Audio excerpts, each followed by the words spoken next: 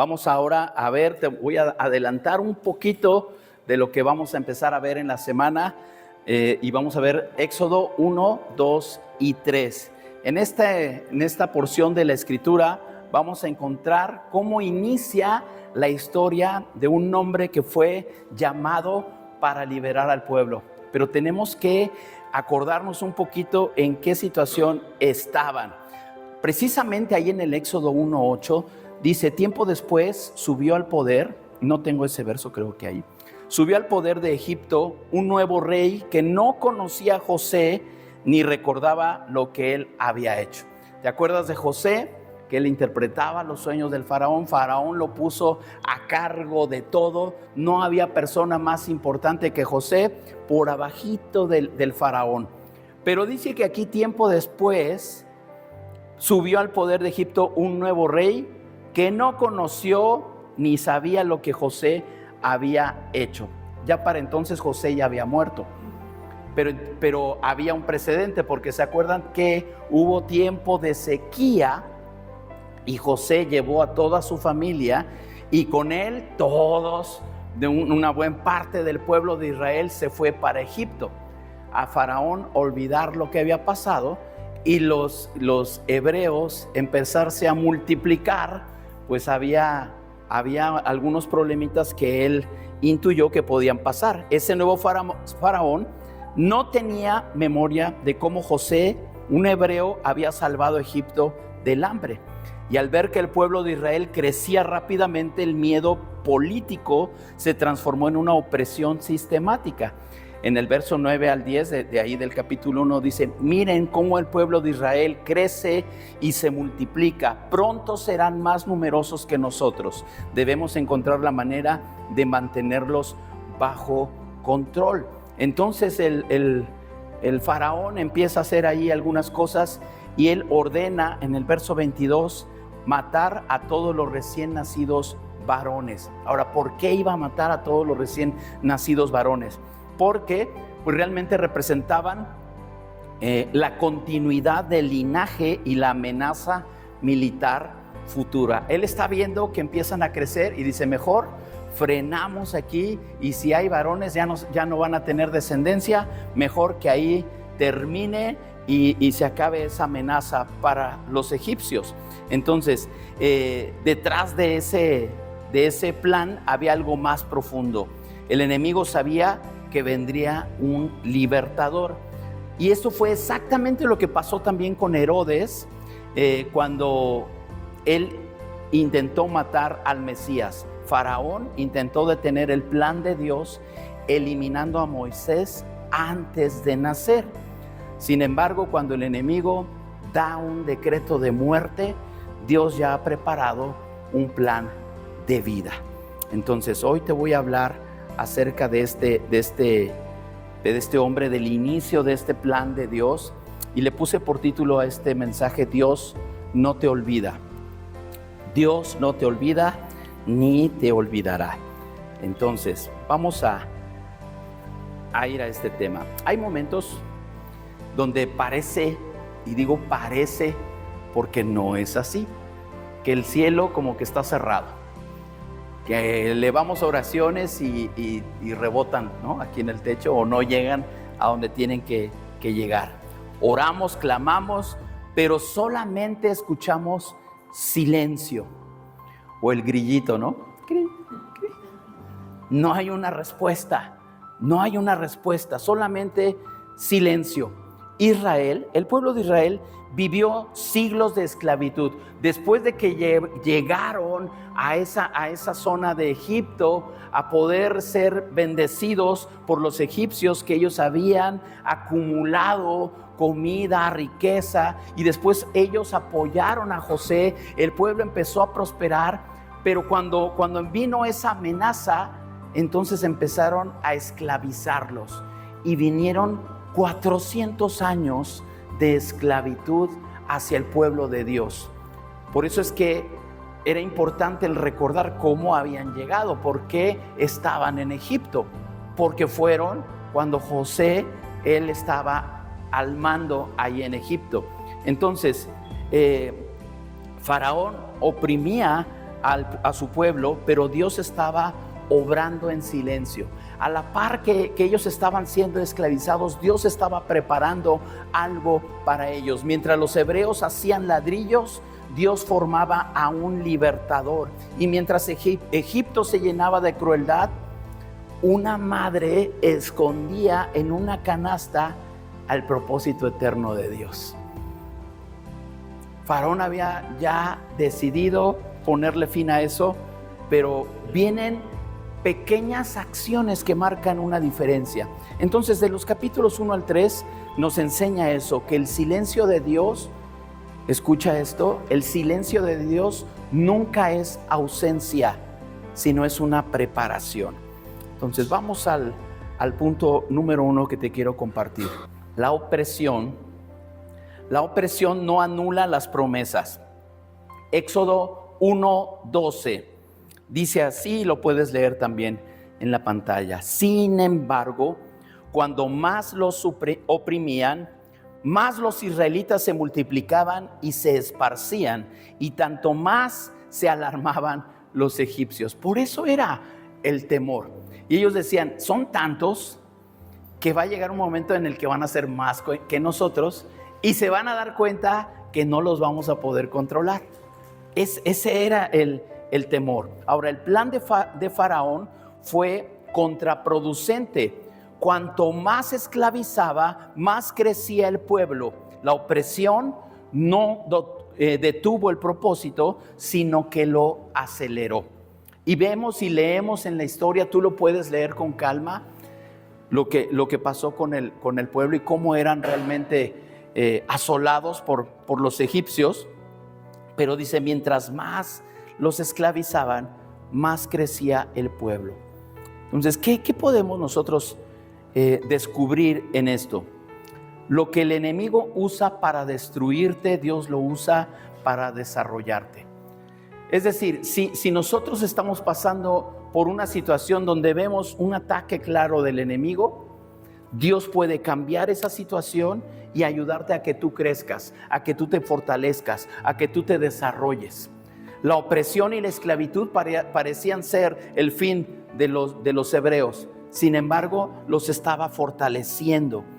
Entonces, esta expresión me gusta mucho y la compartí aquí. Hay dolores que no son castigo, sino parto.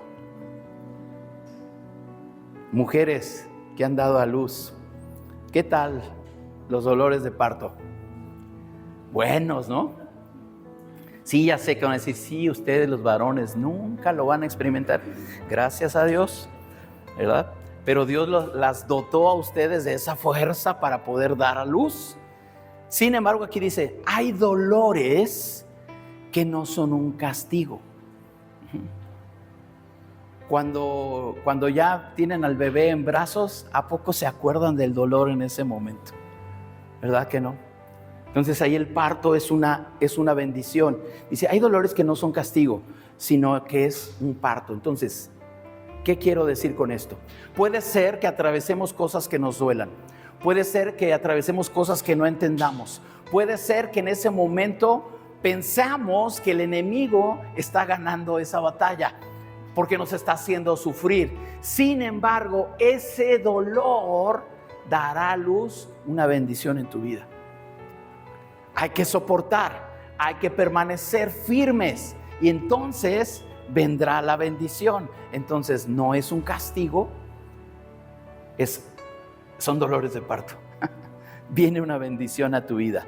Dios está gestando algo en medio de tu Egipto personal. Allí donde tú crees, muchas veces cuando vamos a ver más adelante que precisamente cuando Moisés saca al pueblo de Egipto, pasan por el desierto. Y bueno, a veces pensamos que todas las pruebas son específicamente el desierto, pero no. A veces podemos estar en otras circunstancias y estar sufriendo, pero Dios tiene un propósito eterno a través de ese dolor que podamos estar pasando. Aquí el objetivo es no perder de vista que Dios siempre tiene el control de las cosas. Dios no se olvida de ti. Vamos al punto número 2. el Dios que obra en lo oculto. Éxodo 2 en el verso 3 dice: pero cuando ya no pudo esconderlo más, tomó una canasta de juncos y la recubrió con brea y resina. Luego colocó al bebé en la canasta y los puso entre los juncos a la orilla del Nilo. Muy bien, vamos a ver si aquí la versión que me quedé creo que es otra. Es esa la buena. Dice, y los recubrió con brea y resina para hacerla resistente al agua, porque ahí fue donde lo iba a poner en el Nilo. Estamos hablando de que Moisés iba a morir si no hacía eso su mamá. Entonces, tenemos que pensar en esto. Dios obra en lo oculto. Una madre anónima, Jocabed, desafía el decreto real con una fe silenciosa. Faraón había dicho que murieran todos los bebés varones. Una fe silenciosa, y empieza a actuar. Su acto de valentía fue el canal por el que Dios preservó al libertador. Ella no sabía qué iba a suceder con ese acto de fe. Ella no sabía lo que iba a hacer Moisés de grande. No lo sabía. Pero cuando nosotros en obediencia damos esos pasos de fe, Dios convierte cualquier acción en una gran proeza. Por pequeña que sea, a veces decimos, no, pues, ¿yo qué puedo hacer? Un simple mortal. Yo no tengo tantos dones. Yo no tengo tantos talentos. ¿Tú crees que esa mamá se puso a pensar en eso? Su intención era salvar a su hijo. Sin embargo, esa acción determinó en que se preservara la vida de quien iba a ser el libertador de los judíos ahí en Egipto. O sea, una pequeña acción. Entonces, fíjate en la ironía divina. El decreto del faraón decía, mueran los niños varones en el Nilo. Pero Dios usó el mismo Nilo para guardar al niño que un día derrotaría a Egipto. Entonces, para Dios no hay imposibles. Él puede cambiar cualquier situación, por difícil que sea. Es que todo está en mi contra. Dios lo puede cambiar. Dios lo puede cambiar. El mismo lugar de tu temor puede convertirse en el escenario de tu liberación. Dios se mueve en detalles invisibles. Una canasta, una corriente del río, una princesa, una nodriza y detrás un propósito eterno.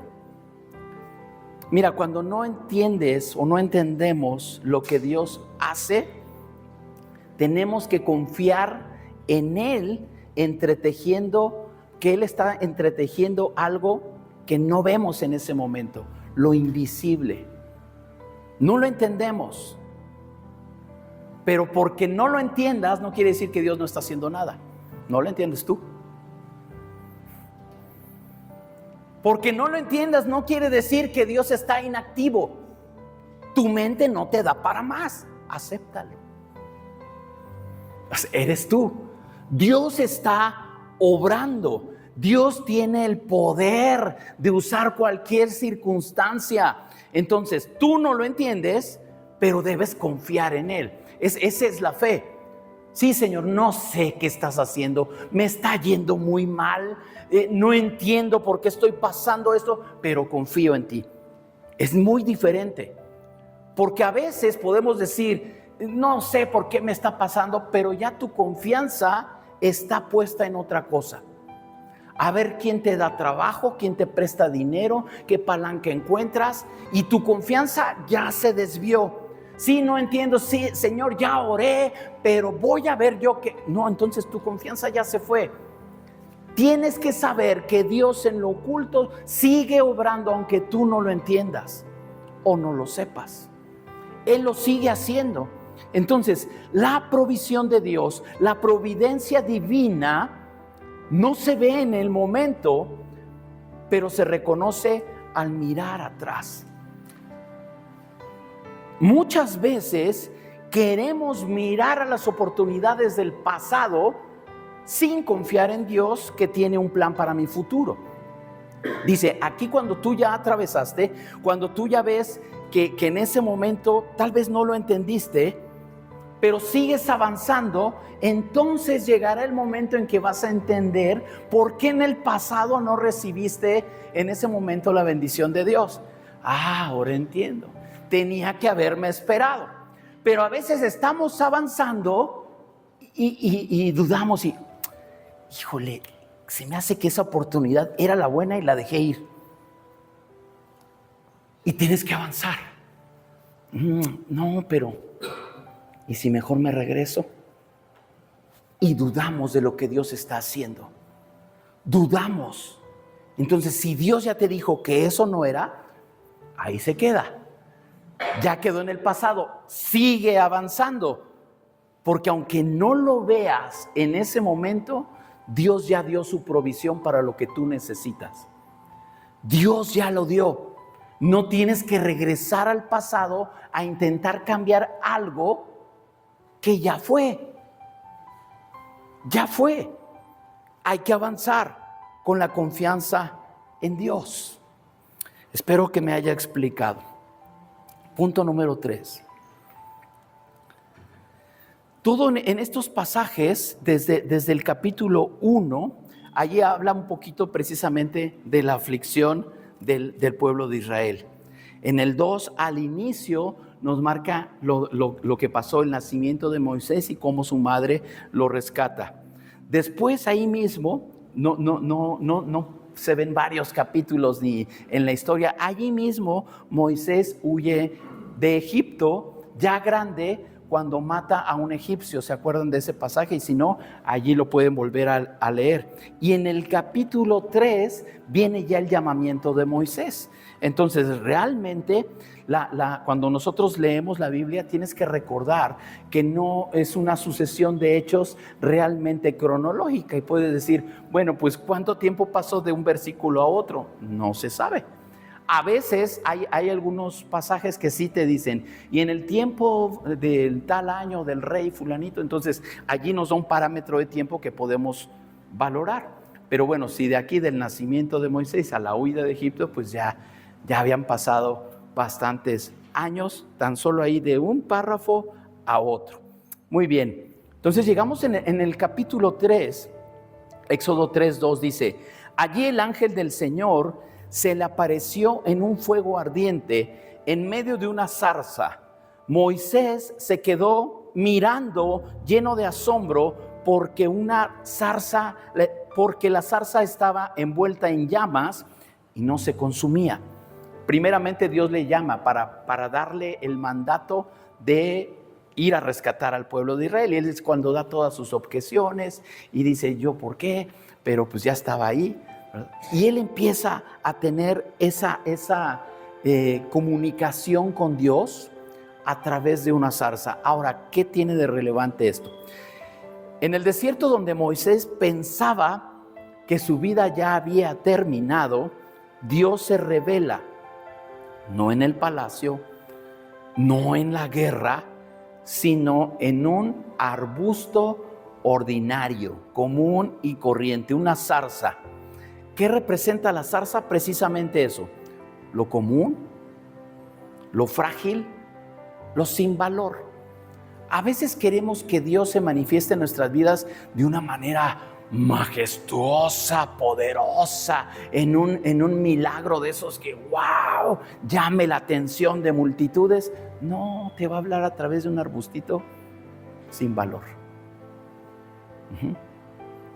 El fuego, ¿qué representa el fuego?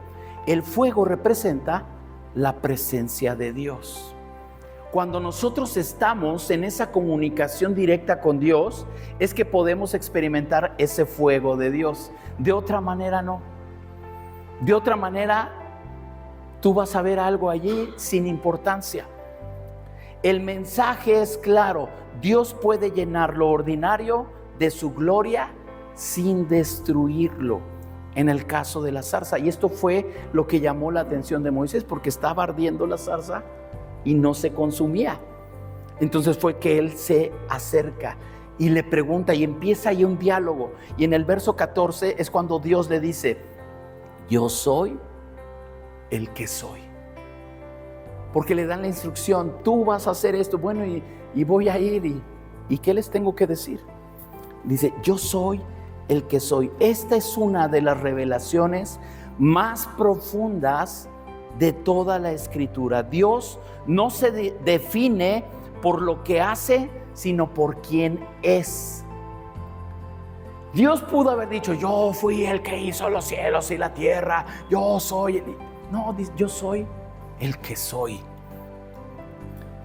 Dios es el Dios eterno, presente y suficiente.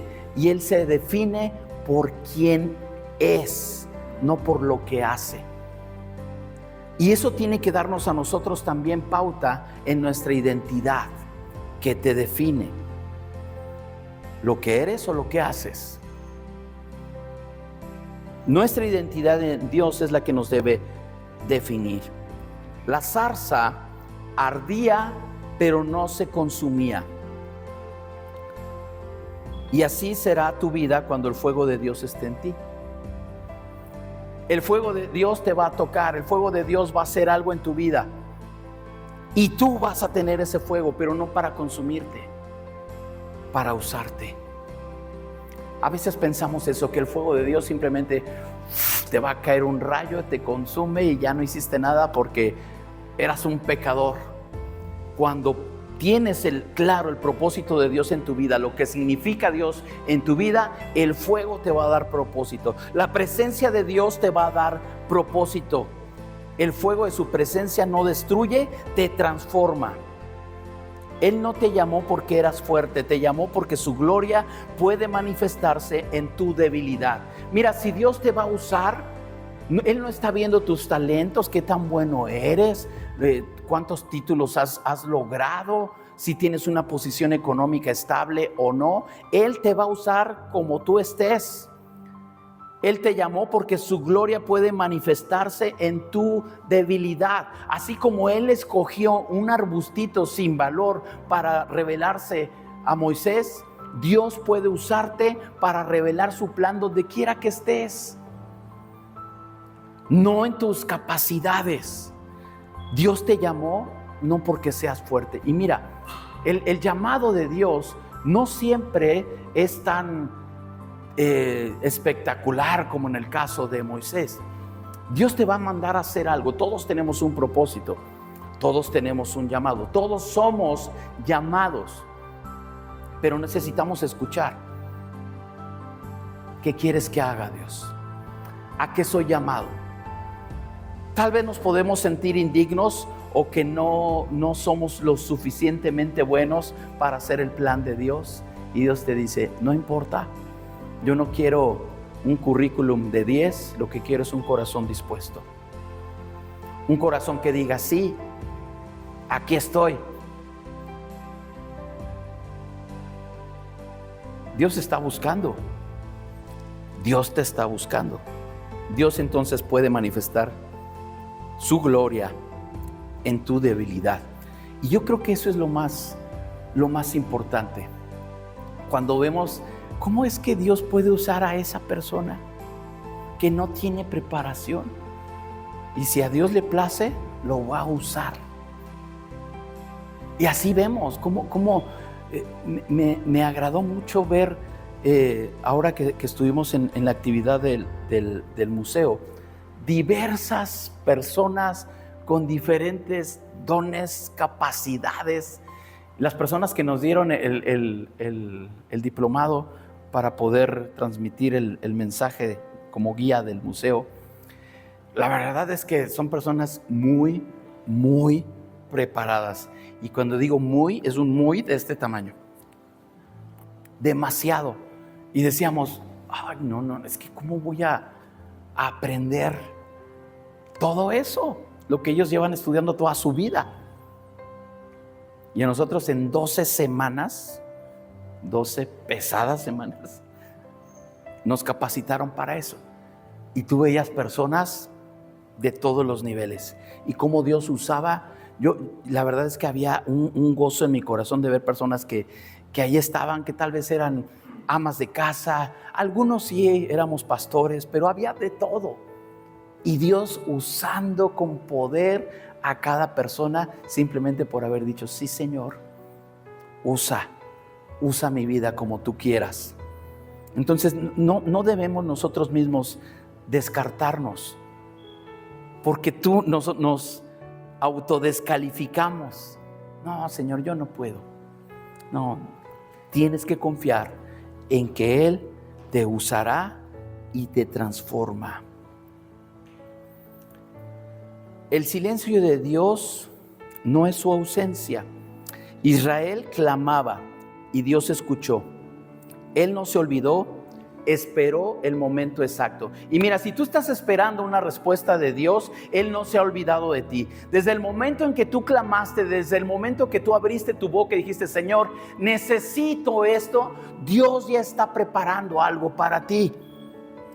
Éxodo 2, 23 y 24 dice, con el paso de los años el rey de Egipto murió, pero los israelitas seguían gimiendo bajo el peso de la esclavitud.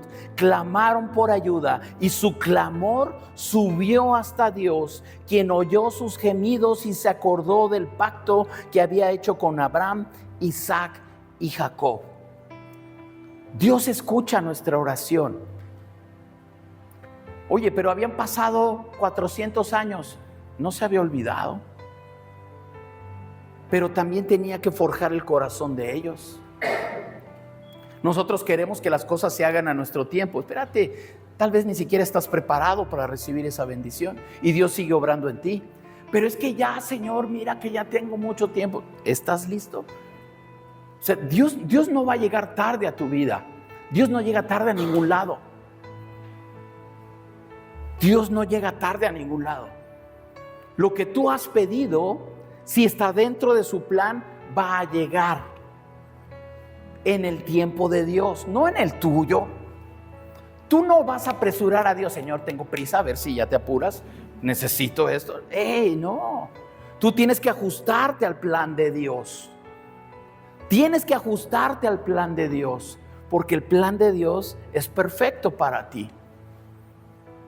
Entonces, si no ha llegado la respuesta, puede ser que no sea el tiempo, puede ser que no estés listo.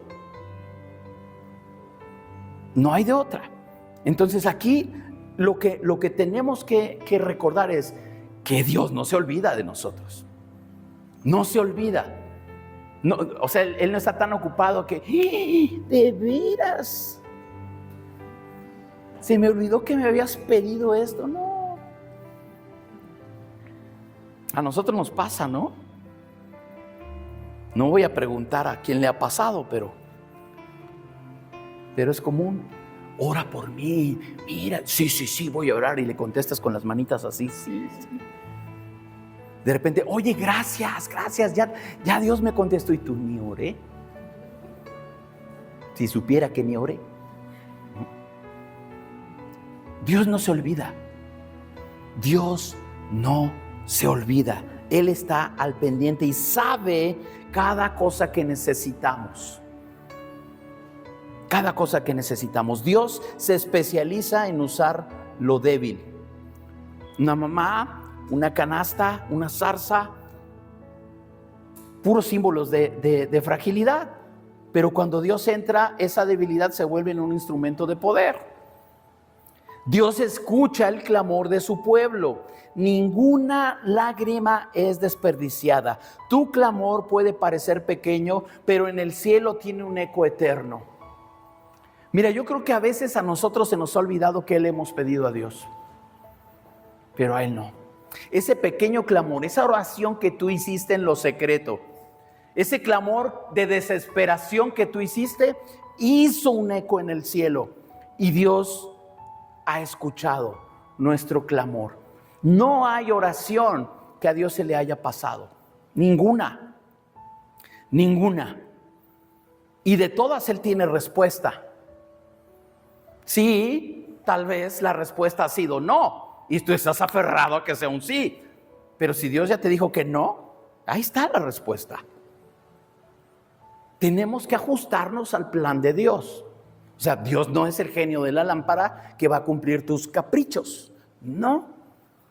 Su voluntad siempre es buena, agradable y perfecta. Señor, yo no entiendo. Yo te he pedido esto que yo creo que es bueno para mí, pero tú sabes lo mejor. Tú sabes lo mejor. Incluso Jesús, a la hora de la muerte, Él dijo: Padre, si es posible, pase de mí esta copa, pero no se haga mi voluntad, sino la tuya. Tenemos que aprender eso. Y yo creo que son de las cosas más difíciles en la vida cristiana, depender de la voluntad de Dios. Porque quisiéramos a Dios como el genio de la lámpara, pero no es así. Dios es soberano y Él decide qué es lo mejor. Él lo decide.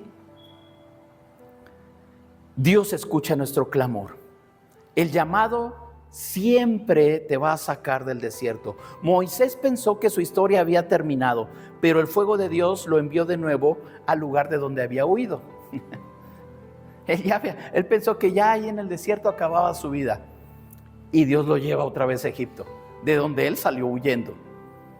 A veces tenemos que enfrentar ciertas circunstancias, y a veces ahí es donde necesitamos nosotros probar que hemos sido sanados, que hemos sido restaurados. Hay personas que nos han hecho daño y decimos: no la quiero volver a ver en mi vida. Y de repente te la topas en el transporte, o llegó a tu trabajo, y dices: ay, Señor, ¿por qué? Ahí es donde se tiene que demostrar que Dios ha restaurado nuestro corazón. Entonces, a veces, del lugar donde salimos huyendo, puede ser que Dios te envíe ahí porque tiene un plan, un propósito. Cuando Dios te llama, no te deja cómodo, te devuelve al campo de batalla, pero con su presencia.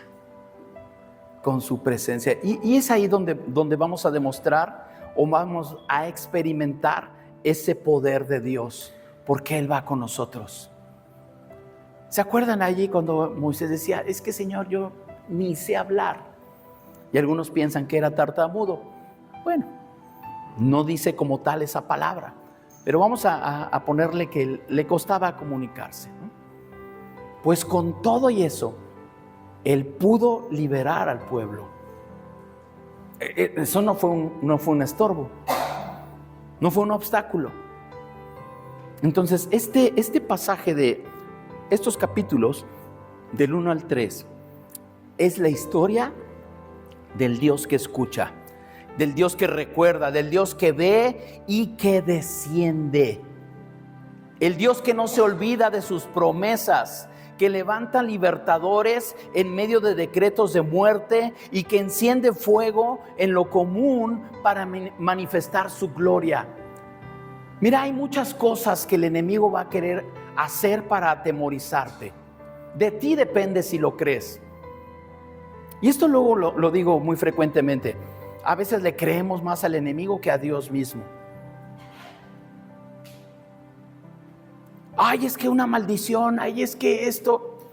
Dios tiene el poder para cambiar. El faraón había decretado que todos los niños murieran. Dios cambió eso. Dios cambió eso. Él no se olvida de sus promesas. Él no se olvida. Hoy Él sigue diciendo lo mismo que le dijo a Moisés. Éxodo 3, versos 7 al 8. Luego el Señor le dijo: ciertamente he visto la opresión que sufre mi pueblo en Egipto. He oído sus gritos de angustia a causa de la crueldad de sus capataces. Estoy al tanto de sus sufrimientos. Por eso he descendido para rescatarlos del poder de los egipcios, sacarlos de Egipto y llevarlos a una tierra fértil y espaciosa. Es una tierra donde fluye la leche y la miel. Y Dios te sigue diciendo eso.